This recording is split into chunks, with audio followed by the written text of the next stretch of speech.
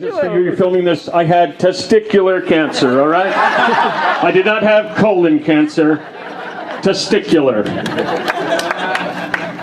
And my pants are very tight, just so you know. Oh, by the way, I checked, just so you know, tomorrow for the events, they're doing a change for archery. Instead of actual targets, they're using HMO executives. Okay? Just so you know. You know, because that's the whole thing when somebody's talking about, you know, going to CT scans, CAT scans, and how life is different. And that's why we're all here, because life is different afterwards. You know, cancer, it defies physics because it sucks and blows at the same time, right? You like that? See, you remind me of a guy that when he's going through chemo, he didn't lose his appetite. He actually got fatter. I think his chemo bag had mayonnaise in it. But like I said, when I was getting chemo, I looked at it as I was happy to get it because it was a choice. You know, people would look at me, and you know, I've been there. I've done the whole thing. You know, you lose your hair, you're weak, you're thin. I had actually to get. I had a 4-pound tumor. That's just the first trimester. You know, I didn't know where I wanted to keep it.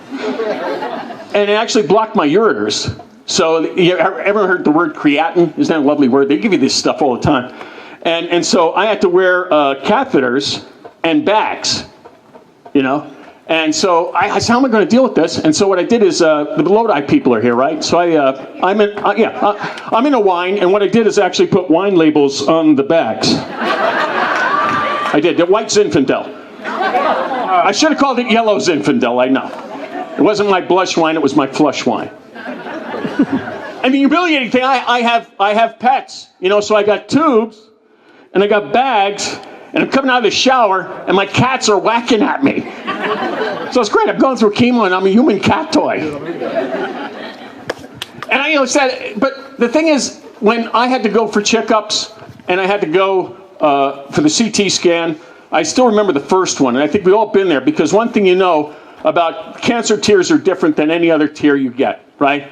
You know, because you'll know that the tears of pain and grief are salty, but the tears of joy are very warm. That's one thing. And so I remember the first scan, and you don't know, you go, how's this picture going to come out? Am I going to live, or am I going to die? How far is this gone? And you just go like that. You're not sobbing. And I said, what is this? What? And I just realized, I said, it's my soul. My soul is sweating. Right? And you get connected to things larger than you are. Because the difference between people that are dealing with cancer and survive with cancer is the people who don't have it, they're just cruising along life's highway. You know, for us, every 6 months or a year, we have a toll gate. Right? And so we have to pull up to that toll gate, and we have to put in our hope. And that gate comes down, and we hope it's clear, and then we move on.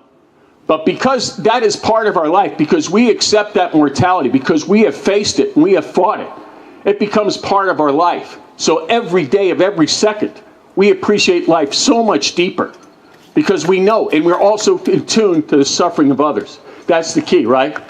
Because everybody, you reach out, because people say, I don't go to the hospital, I don't want to see people in the hospital, I don't go to funerals, I would rather remember them when they were alive. And you're like, hey, you don't feel the pain. And once you get out of there, I never met anyone who went through cancer that felt sorry for themselves more than they wanted to help other people. Right? They say, you know, you don't feel well, you know, you try popsicles, you try this. And that's how we all feel, because that's the force that we all connect with, because we're greater than ourselves. And that's why we're here, to connect with other people. And I hope everyone has a good time. It's very nice. I'm glad you guys welcomed me. Thank you. Each one of you